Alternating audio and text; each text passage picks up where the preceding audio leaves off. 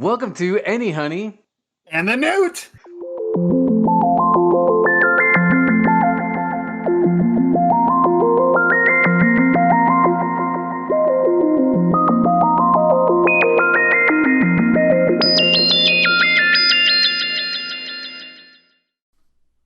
Welcome to another episode of Anyhoney and the Newt. We have been talking about subjectivity this season. We talked about perspective and perception, and then we took a little detour through language and normativity. Hopefully you've bored through those 4 episodes that we absolutely love talking about. But now we want to get into things that probably are going to be more down the avenue of our listeners. And today we want to talk about the idea of value, the concept of value. I can't believe you just said that the language and normativity was a detour. For us, it's the main stop, but I have a feeling most people that are jumping on this podcast, we tricked them. We got them to stop by our favorite little landing spot. Yeah, our soapbox, if you will.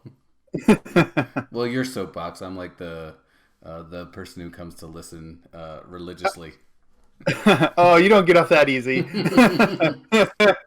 Who makes me talk about it all the time? No, that's great. I do love that stuff, and I think it's very closely tied to the things that people, are more mainstream interested in.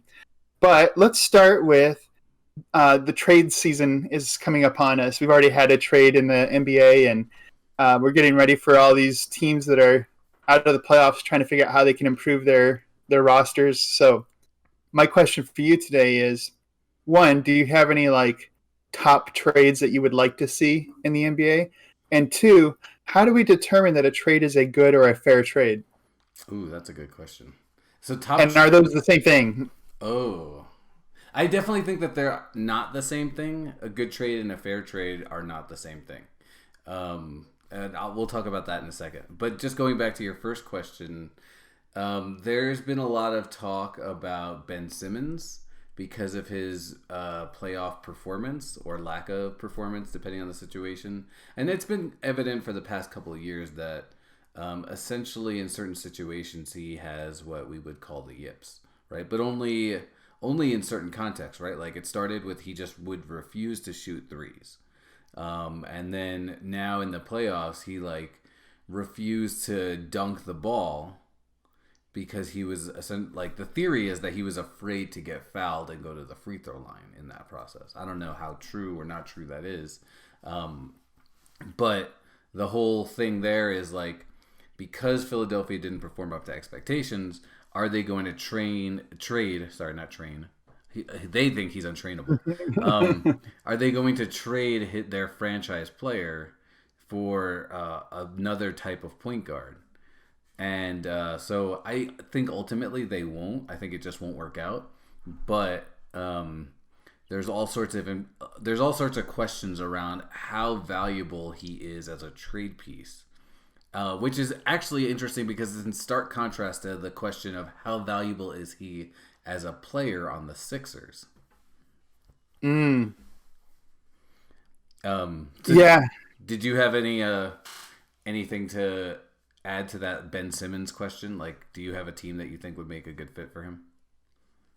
I haven't spent a lot of time thinking about it because I do feel bad that what essentially seems to be happening is that a superstar or potential superstar has had a weakness exposed, and because of the public scrutiny and the way that teams are attacking it, it's really getting to him psychologically, and that's kind of a sad, disappointing thing to see because it's such a competitive world, and that kind of exposed weakness can impact other parts. He could just say, well, I'm not good at that one thing, but I'm going to go through it, fight through it, and find other ways to adjust. Or I have to do it anyway, even though I'm not good at it, so that my team gets the benefit of defenses not being able to predict everything I'm going to do. But instead, it seems like it's shutting down even the things that he's good at and really getting under his skin. So I do kind of feel bad even having these conversations about Ben Simmons because it's obvious that he's not totally right now. Right. I'll add one thing to that, which is that, I think we will get here this season, right? Is this learner mindset that I am very much fixated on, and kind of what spurred all these conversations. And I think that those conversations that we're hearing, they just don't take into account that people do learn over time. And he's something like, Mm-hmm. what, 23, 24 years old? So he has like plenty of time to figure this stuff out and get, I don't even think figure it out, right? Just make small improvements in the areas that he's deficient in. Right. Yeah, and he's still going to be, has been a huge piece of their success to get to this point. It's just always at this level all of a sudden when teams are game planning for him that it seems to fall apart. So that being said, it doesn't make sense to send him to a team that all they need is that playoff piece, right? Like there's been some talk about him going to Portland, but what they need is not regular season success. They need that extra like weapon to go along Dame in the playoffs. So that doesn't seem like a good fit. That being said, part of our assessment and part of the difficulty I'm having in finding a landing place for a theoretical landing place for Ben Simmons is what would you have to trade to get him? A year ago, there was talks about trading him for James Harden, a potential MVP every year. And now that this performance in the playoffs has kind of been the latest focus and they're getting ready to go into off season, his trade value seems to have dropped. And so, one, I want to just think about the concept of trade value itself. And secondly, how important perception is to that notion of value. Yeah, that's a really good point because, like you mentioned a year ago, it was almost a straight up 1-for-1 swap of Harden versus Ben Simmons. And both of them have their deficits and both of them have their strengths. But it's kind of like right now unthinkable to say like, wow, a year ago we were really considering James Harden for Ben Simmons, and now it's looking like Ben Simmons plus a first round pick for some fringe superstar on the other team. Like CJ McCollum kind of level. Yeah, exactly, like CJ McCollum kind of level, which now it kind of seems absurd, especially when you take that pass thing into context. And the NBA likes to throw around this word market value when discussing, player salaries and player trades. And it's kind of like that. But I also think that it's also not really, because somebody essentially does something stupid and makes this kind of crazy trade, and that totally changes the landscape, which I guess to the point that is like essentially what market value means in an economic sense, right? So like, for example, when the Clippers traded for or signed Kawhi Leonard 2 years ago, right?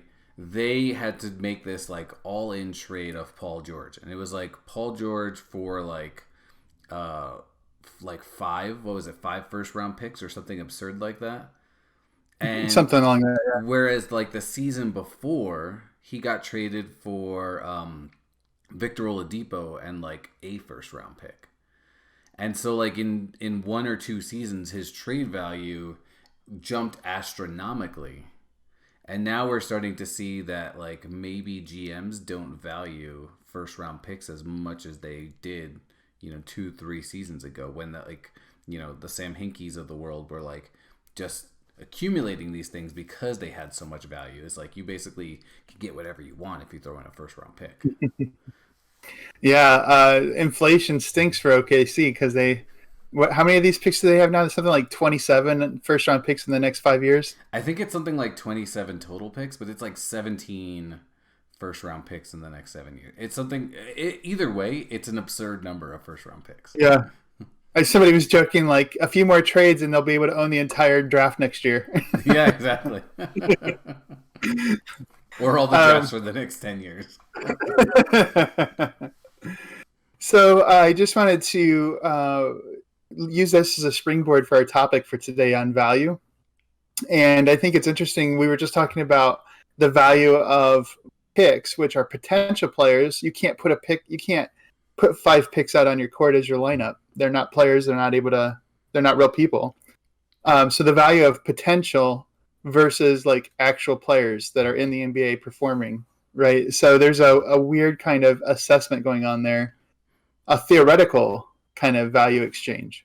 Yeah, and I definitely want to put a pin in what I'm about to say because what you're talking about is almost like a confirmation bias, and so I'll leave the word bias for a future conversation for sure. But essentially, be like you said, right? It's theoretical. These players don't even exist yet.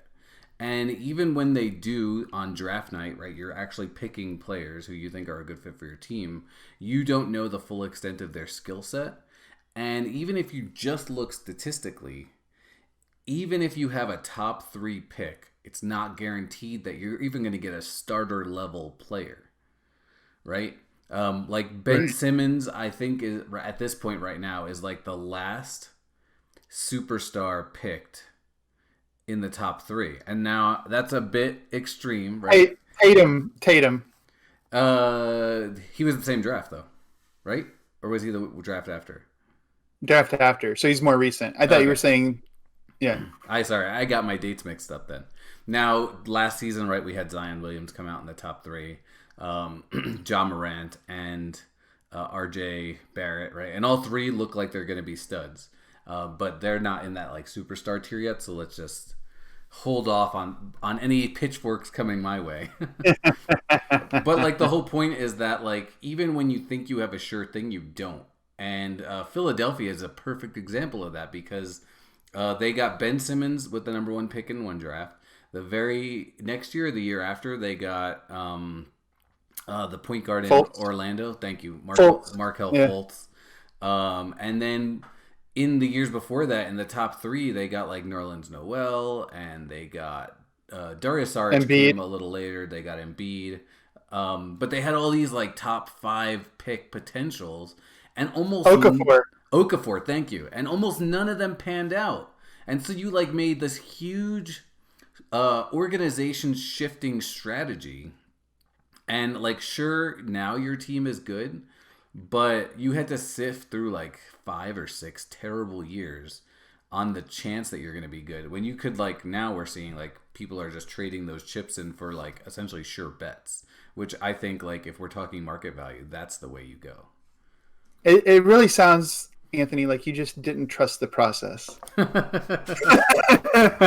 Oh man. But that's it, right? The whole idea of trust the process was we're going to do some gambling, some high-stakes gambling. We know that it's not going to all pan out, but we're going to try and weigh this so that statistically we'll get at least something that will help rebuild our team. And so the whole trust the process theory was this idea of assessing value and risk, right? So it leads into things that we've been talking about already. We've talked about normativity and language and how that impacts our experience. But I think another really important part of subjectivity is the notion of value. And it's not monolithic. You know, we've been talking about value and trade value. And I think when people talk about the value of things, they tend to go to economics first, right? Like how much does it cost? What's the price? Do I think it's worth that price? Am I willing to make an exchange, like in bartering? How many of my chickens are worth how many pounds of rice and so on? But we have values of other kinds, right? We might say, what's the value of that in how useful is it? Or is it working? We might be talking about our ethical values, right? What are the things I think are important to do or not to do? And then we might have principles of like taste. So I might have a discerning palate for wine, or I might be an art critic and have certain standards that I'm looking for in paintings or sculpture. Right? So there's a lot of different kinds of values that we can have. Another simple one is correctness. That is actually a value, right? So whether or not something is true, whether you get an answer correct or not on a test, and the score that you get at the end of the test, those are our evaluations. Those involve values. So it's a pretty big concept. Yeah, I think what I like most about everything that you just described is all the different ways we see that in our day-to-day lives, right? And even some stuff that we think, like the true or false within the test, right? I was notorious for this. I used to argue wrong answers into right answers all the time just by explaining a viewpoint that the teacher hadn't considered, and because it wasn't technically wrong, it just was outside the bounds of their grading sheet, right? In some cases, they were like, well, this is what I'm saying the answer is, so no, you don't get the points for it. And sometimes they say like, you're right, I hadn't considered that, I'm wrong in this case, and then they would give you the points, right? So then it's not as black and white as we like to make it out to be, especially when it comes down to some of the ethical lines too.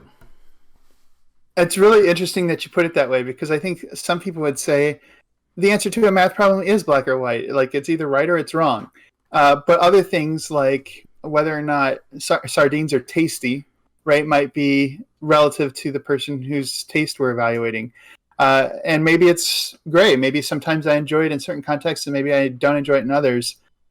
I want to kind of look at what makes values have this kind of complex flexibility, because I think it has often been interpreted, well, if some things aren't objective, then maybe no evaluations are objective. Or because some things are objective, like math, then there must be an objective truth to all other evaluations, even if we disagree about them, right? So in both directions, people have kind of argued about whether values are objective or subjective.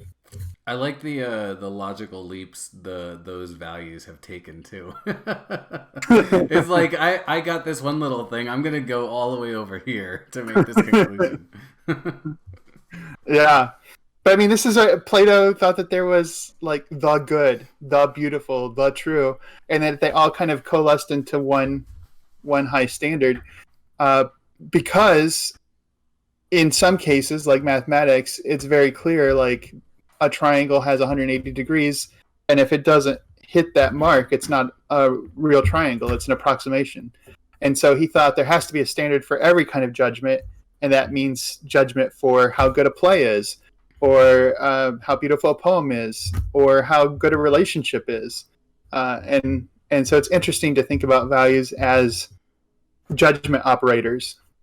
Yeah, what's really fascinating about all that is just how often we place judgment, and in doing so determine an evaluation system, even if we don't explicitly do so. For example, I wasn't really turned on to this until very recently, maybe the past like year or so, that I would tend to say that something is good or bad. And I quickly realized that in doing so, that I'm either placing my own value system on something that may not necessarily actually even be good or bad, right? Like, let's say we're talking about our feelings, right? I can't say that your feelings are good or bad because they are within the, I guess I'll say perspective, but that's not quite right. My own perspective of what good or bad should be. But sometimes, like we talked about last week, right? It's really just about, if it's natural, that doesn't mean it's good or bad. It just is.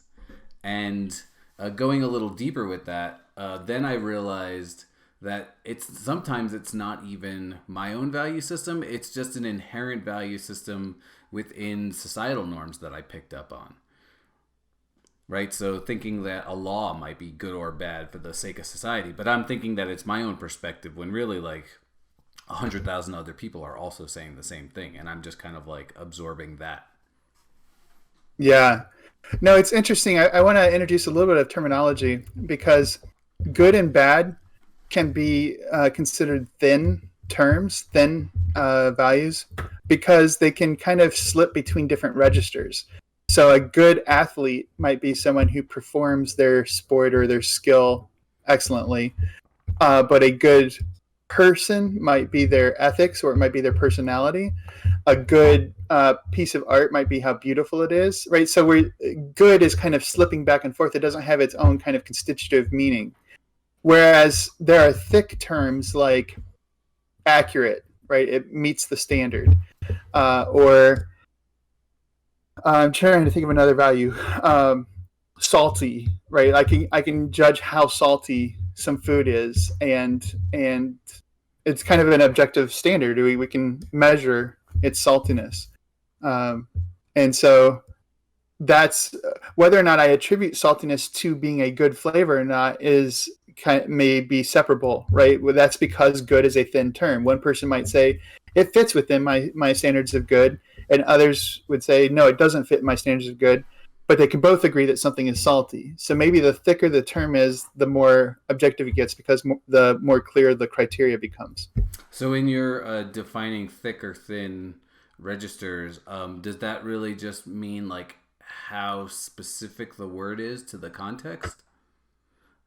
Yeah, it's how clearly does it communicate the criteria by which it should be judged. So like when you're judging food, right, you could say it's good, but there's like essentially no external way to measure that by somebody else's standards, right? Your good might be different from my good, but if you use the words like, well, it's got, it's extremely salty, it's very juicy, and you start to define like the criteria, then I have some way of defining whether it's good or bad within that criteria. Is that essentially what you're saying?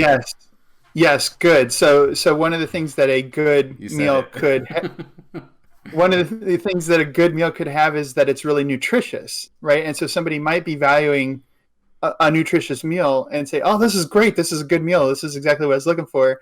And somebody who's just looking out for a rich, indulgence might be like, this isn't, what are you talking about? This is okay, I guess. Right? But that's because they're evaluating based on different criteria. So the thick terms kind of help us identify, oh, okay, by that measure, then yes, it meets, it's a rich dessert. I just don't like rich desserts, or something like that. I think of that scene in The Matrix when Neo first tastes like real world food, and the pilot gives him the bowl, and he's like, it's so good, it's got everything the body needs, and Neo like sort of chokes on it because he's used to Matrix food, which has like flavor and all that.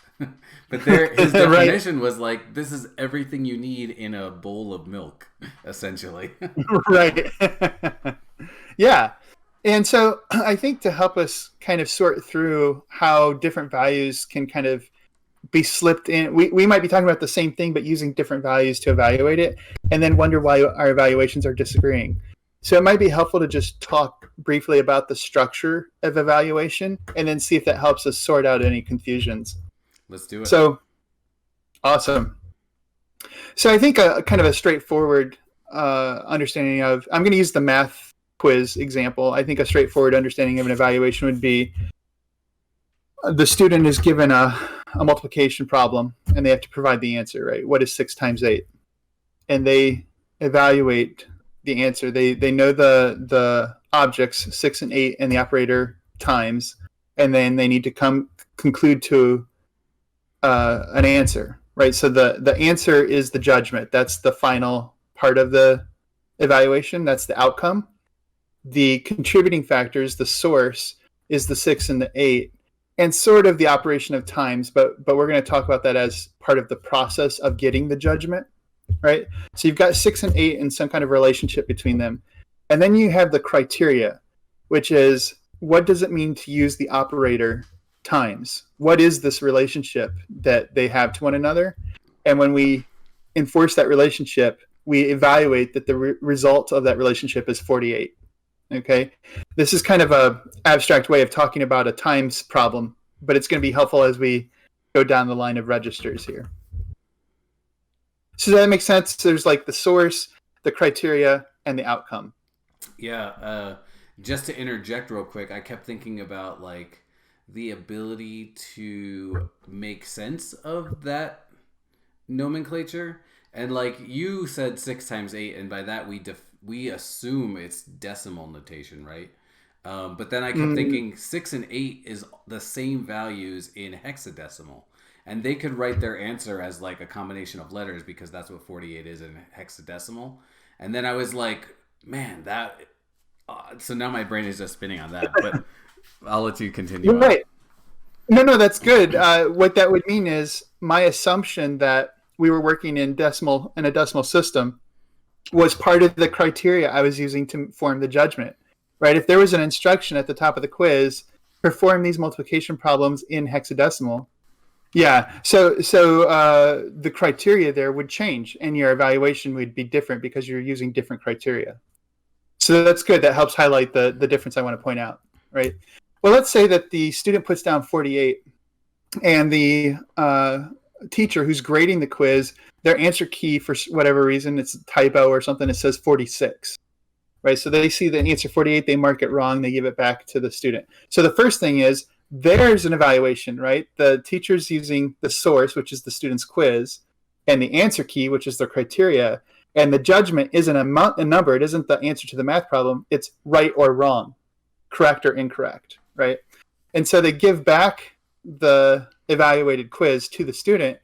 And now the student says, so there, what we were evaluating was the outcome of the first evaluation.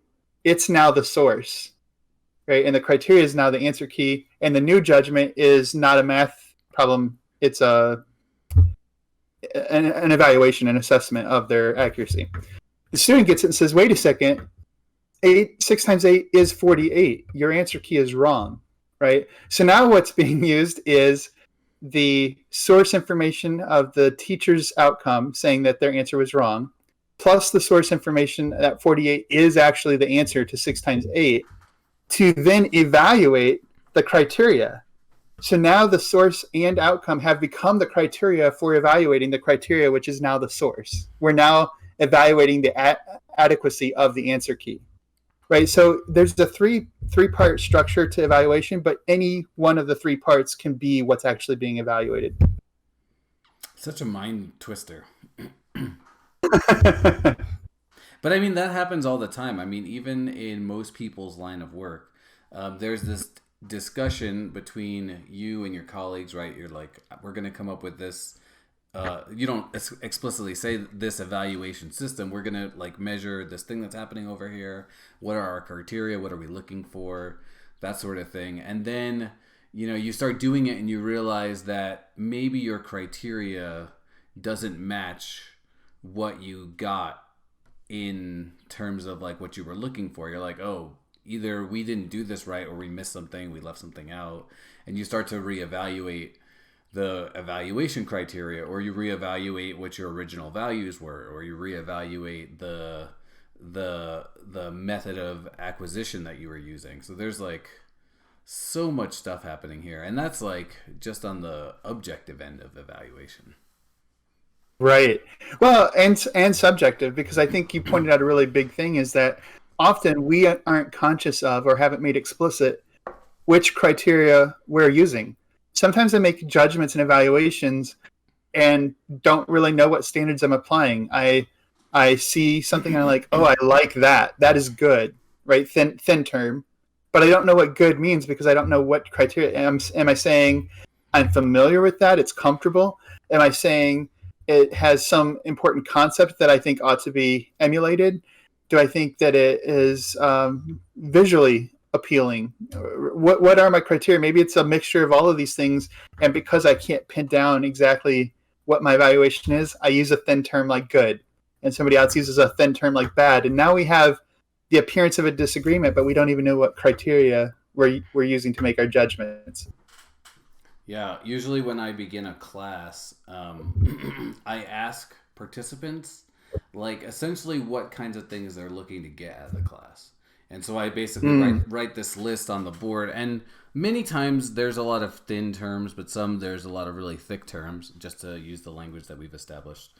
And throughout the class, I ask the students to essentially evaluate their experience based on the things that they articulated at the beginning. And sometimes we find that some of those terms actually apply really well, and some of them, like you said, they're really thin. They don't quite get at that, but because they now have a deeper and slightly different experience, we can dive and turn those thin terms into thicker terms, if that makes sense. Thicker registers, I guess.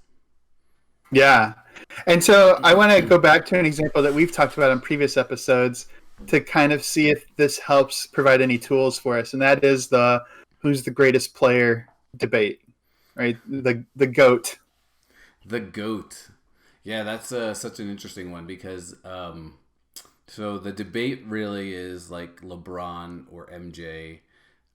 Maybe some people will say Kobe. And I think now that's where we stand. I always get frustrated that Jabbar and Chamberlain don't get thrown in the mix. I feel like if we're going to be legit, you need to bring in the big guys that dominated all the stats for years and years and years. And still do in many cases. right? Isn't Yeah. Kareem still the number one scorer of all time? Yes, I think LeBron's really close to passing him though. Yeah, he is really close. And then like Will, his 100 points in a game might not ever be broken. I used to think it couldn't be, but now that we're seeing scores of 160, maybe. I mean, maybe, right? But the closest that we've had was Kobe's 82, Booker's 70. What, like 3 seasons ago? That's when he had 70. Yeah, but there's been multiple 70-point games. You're right. Kobe's is the closest, but we've had something like 6 or 7 70-point games, and some of them have been in recent years. So I feel like we're edging up. Oh yeah, for sure. I wonder though if there's an asymptote there, just because of how we play. But okay, so And the asymptote's name is Steve Kerr because he keeps taking Klay Thompson and Steph Curry out of games when they score a lot. oh, it's always the coach, right? There's like this like aspect of show upsmanship that they don't want to toe the line on, unless you're on a really bad team. Like the only reason why Kobe and Booker scored that many points was because they were on trash teams and they were like, whatever, just do whatever you want. Yeah, if they can't stop you, it's on them. Yeah, exactly. So it's kind of interesting, even in this little aside that we have, we're essentially evaluating whether or not 100 points is achievable based, one, on history, right? The source information. Two, based on our own subjective ideas of whether someone can and can't do it with evidence, I might add. And then was there a third aspect of our evaluating if somebody could score 100? So it's the outcome of whether we believe or don't believe that they could. And I think you don't believe, and I do believe that it could happen. Yeah, I think I don't believe. I mean, you probably get so frustrated with me sometimes because I just don't have any hard lines about anything.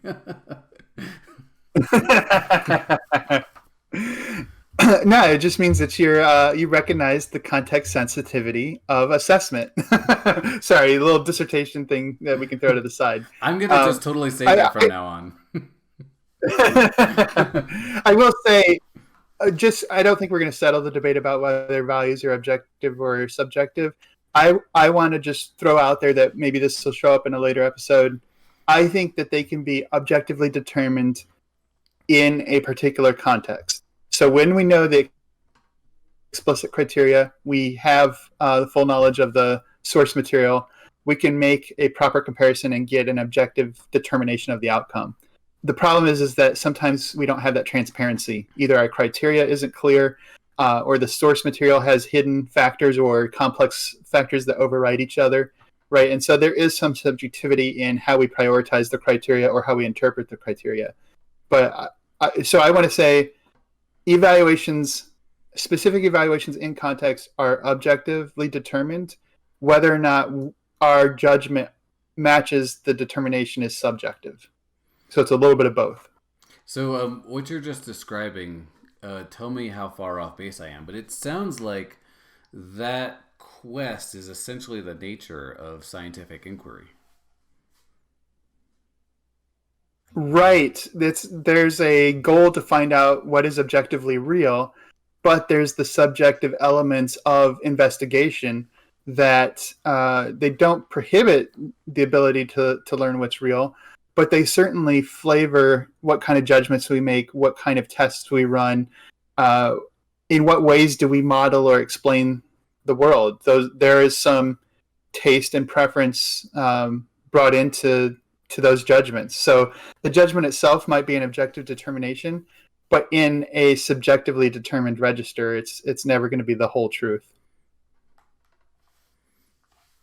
Yeah, I totally agree with that. I just kept thinking about how, a particular viewpoint will skew whether you use a specific tool for an investigation or what method you use in the analysis.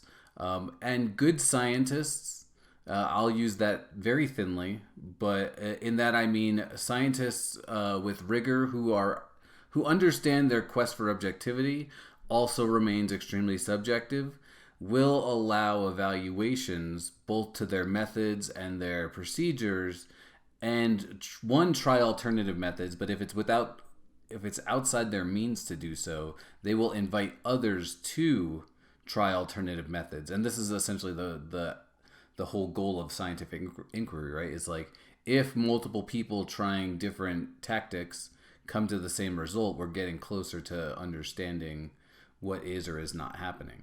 But bad scientists do exist, right? And so they're the ones who will essentially undercut the methods, push their own agenda, and usually in the long run, it turns out to be found fraudulent. And so the system, you could say, works still sort of objectively, but also there is all this like subjective subtext to all of that. Yeah. So let's get scientific about the GOAT. All right. So greatest of all time, I think greatest is pretty obviously a thin term. Greatest at what? Greatest in what way? But of all time seems like an interesting add-on that should determine something about our criteria that I think is still up to debate. When we think of greatest of all time, are we assessing the player in their time, like relative to the players that they played against, or are we hypothetically pitting them against each other in their fullest realization? Or are we pitting them against each other in a potential fullest realization if they were all to play in some theoretical level playing field? Which one would be the greatest, right? So of all time, I think actually gives us 3 or 4 different kinds of criteria, and we could just disagree about how to apply that criteria. Yeah.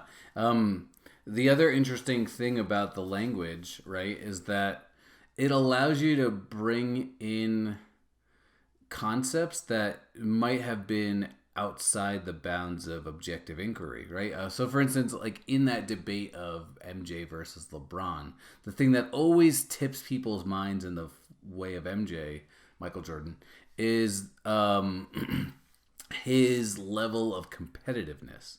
And right now, we don't have a way to measure competitiveness. So it's essentially a thin term, despite the fact that it sounds really rich and thick, right? Like you could say like, oh, competitiveness, that is an important aspect to consider, but we have no way to actually evaluate it.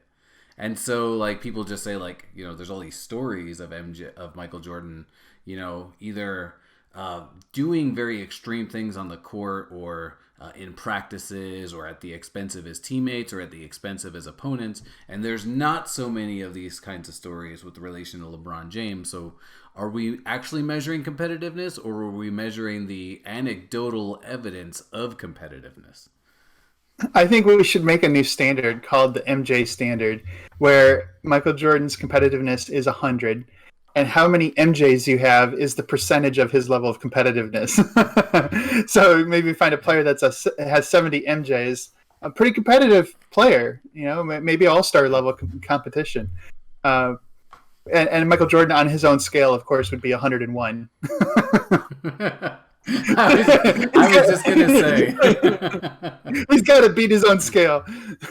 What happens in that case where evaluators shift the measurement system over time? Like you kind of just established, right? Michael Jordan at the beginning was 100, but then at the end he was 101. Yeah. Well, that's kind of like the meter stick that was stuck in a box in France so that it would always be a meter. And then, of course, it did actually shrink, I think.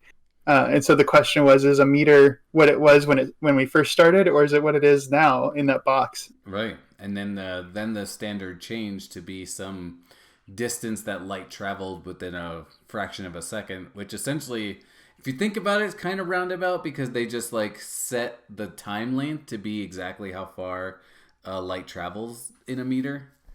Right. But then at the same time, the theory is that it's a more repeatable measurement and that somebody else in another part of the world or universe could essentially measure that. But then since we learned about relativity, gravitational fields will influence how fast and far light will travel. So is it really a repeatable measurement? Right. No, it's really interesting how since you can evaluate not only the object of evaluation, but also the outcome and your criteria, we can kind of go back and forth on these debates until we agree on all 3 parts, which is what makes it so much fun. Do championships matter? Like, does the raw number of championships matter for the greatest player? Or is it how many times did they lead their team to the finals? Or is it how many raw stats, counting stats did they put up? Or is it advanced analytics? Is it style of play? Is it inventiveness in the way that they change the game? Like, what are the criteria that are in play for the GOAT? It's interesting I that think, all these criteria that you mentioned, right? They do kind of translate over to that similar discussion that we have every year of the MVP, right? yep, But when you push on it, the media never, they're the ones who vote. They never articulate what it is that their criteria is, right? The NBA doesn't have an official criteria list, and they just leave it up to members of the media to vote on it. And they've tried to make that process more transparent by releasing who voted for whom in which amount, like what first place, second, third votes they got, right? But and every once in a while, some of those media members will actually write an article detailing why they picked so and so over another person. But even still, those evaluation standards are very different from one person to another, which I don't know if that makes the voting process more or less interesting. yeah. I think it gets us to our next topic for our next episode. Maybe it's subjective taste. Maybe personal preference is what's important in that kind of a judgment. In which case, can there ever really be an objective determination? Is that a good or a bad thing?